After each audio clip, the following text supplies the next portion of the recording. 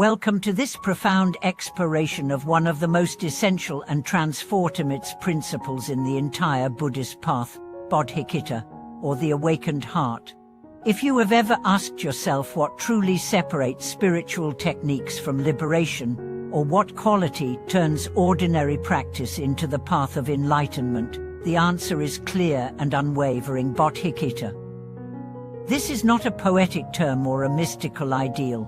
It is the pulse of awakening, the very heart of the Buddha's path, and the axis around which all authentic realization turns. Bodhicitta means the mind of awakening. It is the aspiration to achieve enlightenment, not for oneself alone, but for the benefit of all beings. It combines wisdom and compassion in a single luminous flame.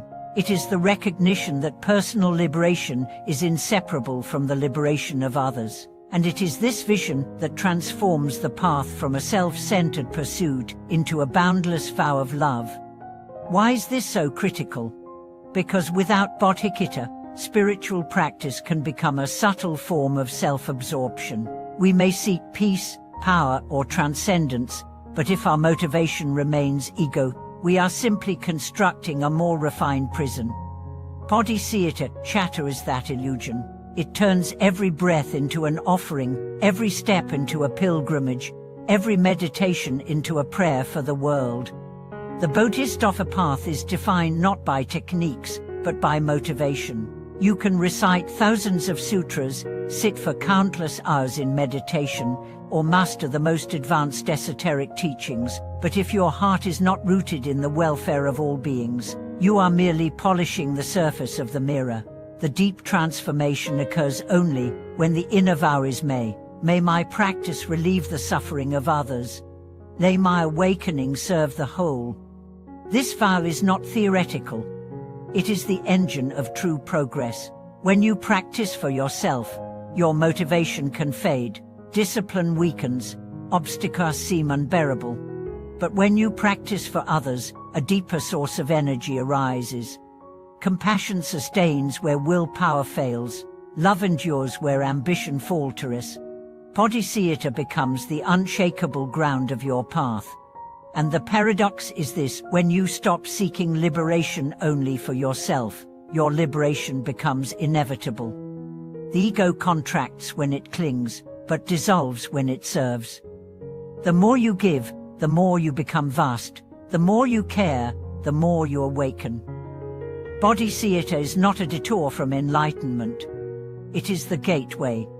There are two forms of Bodhicitta: relative and ultimate. Relative Bodhicitta is the sincere wish to help others. It manifests in compassion, generosity, and ethical conduct.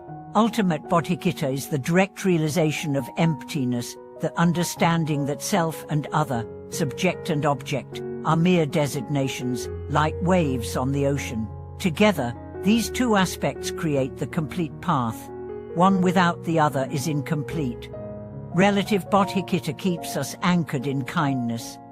It reminds us that every being we meet is fighting an unseen battle, carrying invisible wounds. It opens our hearts to the suffering of the world, not as something foreign or distant, but as part of our own being. Ultimate Bodhicitta, on the other hand, cuts through delusion. It reveals that our distinctions and attachments are illusions. When we see clearly, compassion becomes spontaneous, not as a duty, but as a natural expression of wisdom. To cultivate Bodhicitta, begin with intention. Every morning, remind yourself, may this day be of benefit to others. Every action, no matter how small, can be infused with this wish. When you speak, speak to uplift. When you listen, listen with presence.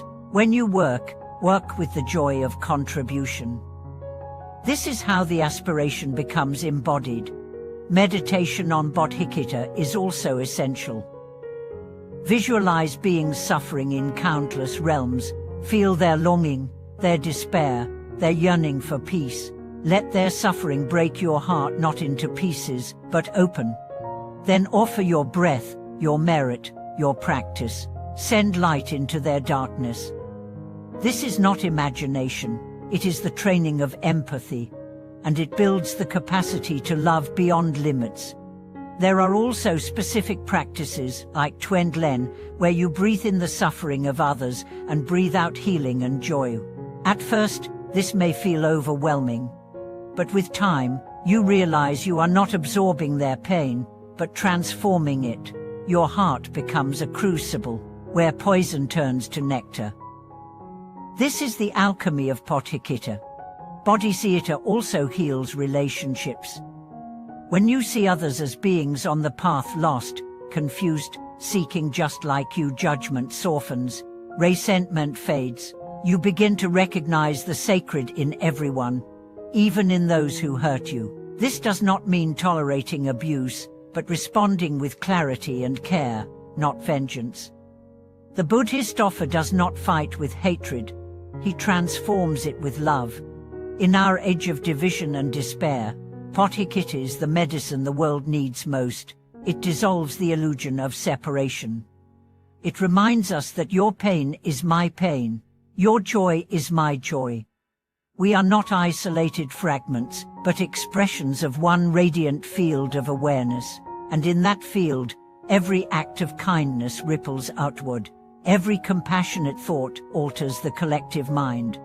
There are many paths in this world, paths of achievement, paths of power, paths of escape. But the path of the Bodhisattva is different. It is the path of return. Return to the heart, return to connection, return to the vow that no being shall be left behind. And the miracle is this: you do not need to be perfect to walk this path. You only need to care. You only need to begin. Bodhicitta is not the result of enlightenment. It is the beginning of it. It is the seed, the soil, and the fruit. It is the compass, the map, and the destination.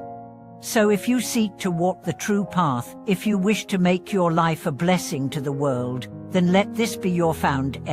May all beings be free from suffering. May my life be of benefit. May my heart awaken not for myself alone, but for all. Thank you for watching this video.